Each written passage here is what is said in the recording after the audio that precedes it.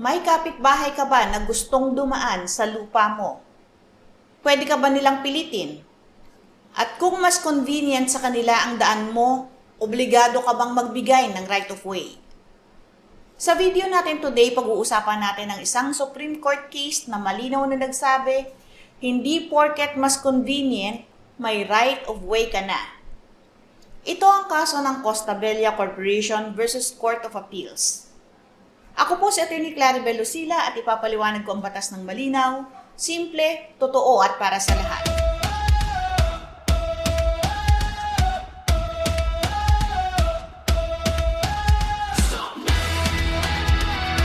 Taong 2020, binago ng Korte Suprema. Ang Costa Bella Corporation ay may beach resort sa Lapu-Lapu, Cebu City.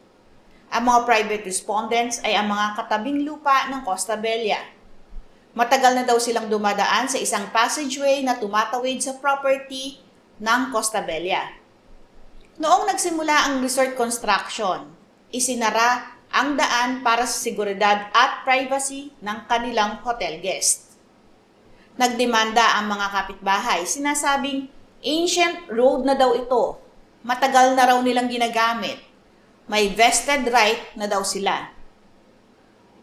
Ang Regional Trial Court ay pumabor sa mga private respondents. Ang Court of Appeals, kahit sinabing walang prescriptive easement, ay nagbigay pa rin ng compulsory right of way in the interest of justice. Umakyat sa Supreme Court ang kaso. Ang tanong, may karapatan ba ang mga private respondents na pilitin ang Costa Bella na magbigay ng right of way?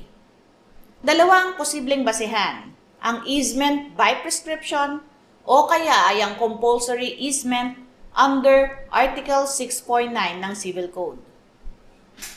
Ayon sa Supreme Court ruling, walang easement by prescription. Ang right of way ay isang discontinuous easement. Under Article 622, hindi ito na-acquire by prescription kahit 30 years na ginamit. Hindi automatic na may legal easement. Wala ring compulsory easement. Dahil sa kasong ito, ang mga may-ari ng dominant estate ay maaari lamang maangkin ang compulsory right of way kung mapapatunayan nila ang pagkakaroon ng apat na requisites. Una, ang dominant estate ay napapalibutan ng ibang mga ari-arian at walang sapat na daan patungo sa isang pampublikong lansangan. Pangalawa, may pagbabayad ng tamang indemnity o kabayaran para sa lupa na gagamitin.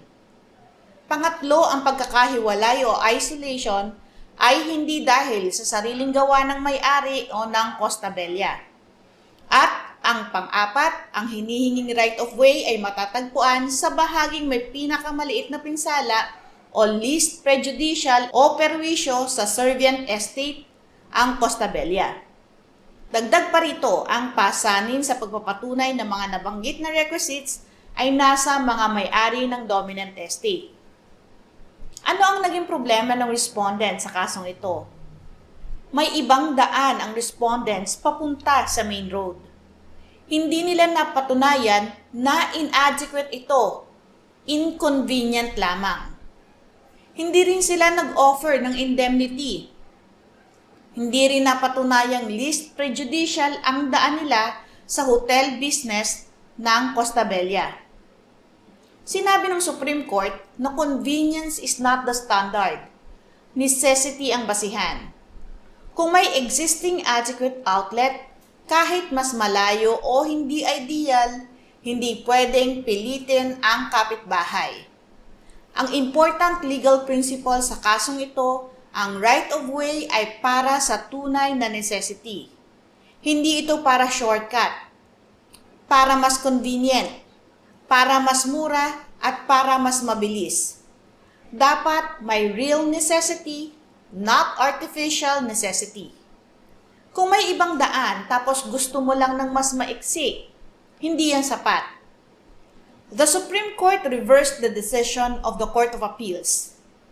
Inidismissed ang complaint at pumabor sa Costa Bella.